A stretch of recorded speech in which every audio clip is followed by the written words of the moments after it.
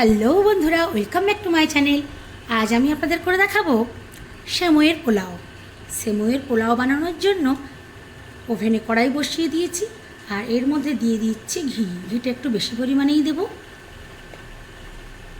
ঘি গরম হওয়া পর্যন্ত অপেক্ষা করব।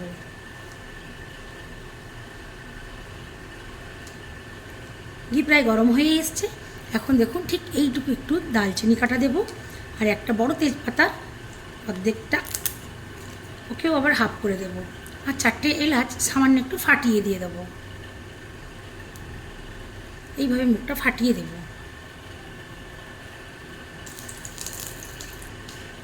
এখন ওভেনের ফ্লেমটাকে একদম লোতে করে দেব,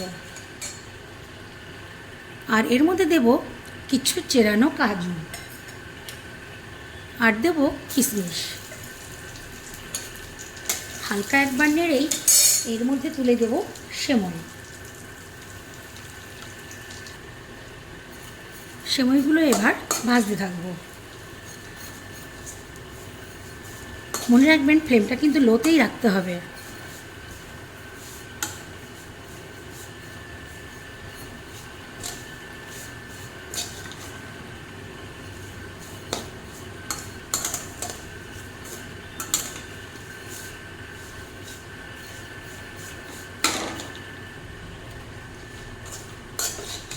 দেখুন কালারটা কেমন চেঞ্জ হয়ে আসছে।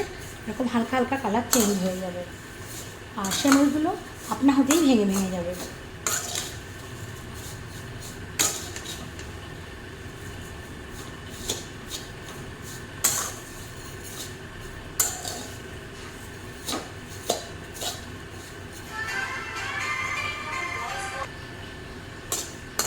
আবারও ভালো করে নাড়াতে থাকবো।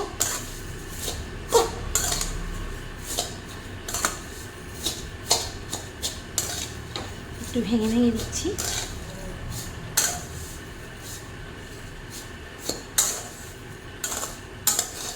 সেমইটা দেখুন অনেকটা কালার চেঞ্জ হয়ে গেছে, আর বেশি ওয়েট করা যাবে না। এখন এর মধ্যে দেব অল্প জল, একদম অল্প, একেবারে বেশি দেওয়া যাবে না, এরকম লো ফ্লেমেই রাখতে হবে।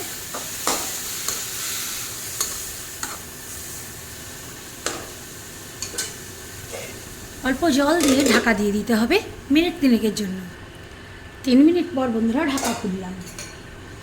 জল দিয়েছিলাম 4 চামচে 2 চামচ মতো। দেখুন এতেই একটু সফট হয়ে গেছে, আর একটু সফট বানাতে হবে। আর এখন যেটা দিতে হবে চিনি। চিনিটা যে যার আন্দাজ মতো যেমন খাবেন তেমন দেবেন। আমি এখানে একটা ছোটো বাটির 1 বাটি মতো চিনি দিয়েছি। চিনি দিয়েও হালকা হাতে নাড়বো। এখন স্বাদটাকে ব্যালেন্স করার জন্য দেব 1 চিমটি পরিমাণ নুন।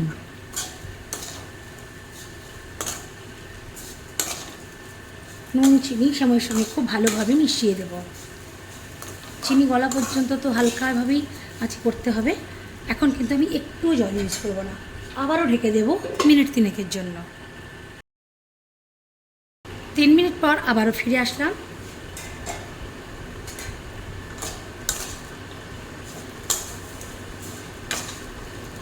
আবার একবার নাড়িয়ে দেবো। চিনি অলরেডি গলতে শুরু করেছে। ফ্লেমটা একদমই লোতে রাখা আছে।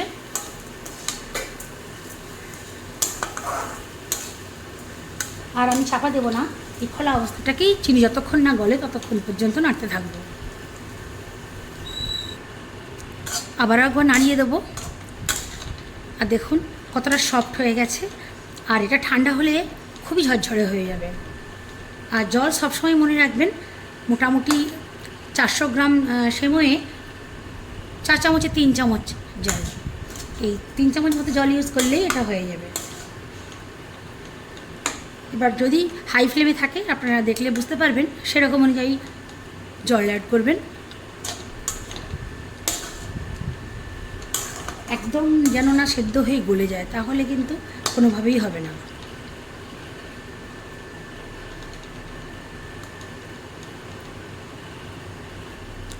আর একটু ভালো স্বাদ পেতে ওপর থেকে দিয়ে দেবো আরও একটু ঘি।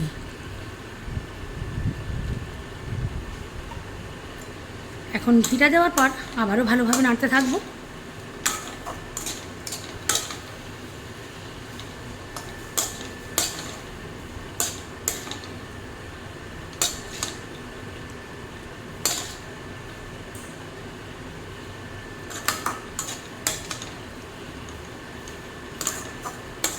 এখন আমার সেমই পোলাওটা একদম রেডি। এখন আমি ওভেনটা অফ করে দেবো। আর এখন আমি বারবার নাড়তে থাকবো, কারণ তলারটা অনেকটা গরম আছে। এই তলার গরমটার ওপরের গরমটা দুটো যাতে একই রকম অ্যাডজাস্ট হয়, তার জন্য বারবার উপর নিচে করে নাড়তে থাকবো।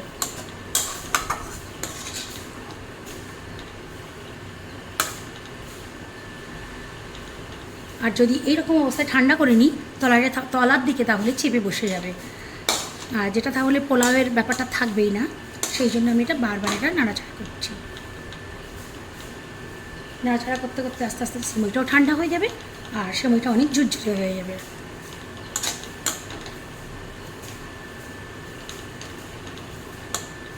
দেখতেই পাচ্ছেন কতটা ঝুরঝুরে হয়েছে।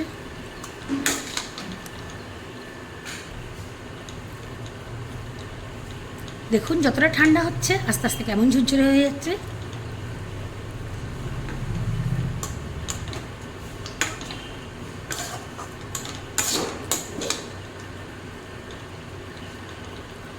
যেহেতু চিনির পরিমাণটা একটু বেশি, আর চিনিটা তলার দিকে, যে কোনো ভারী জিনিস তলার দিকে নেমে যায়, আর চিনি ঠান্ডা হলে অবশ্যই জমে যায়, তার কারণে আমি বারবার নাড়ছি। এই টিপসটা বন্ধুরা অবশ্যই আপনারা ফলো করবেন।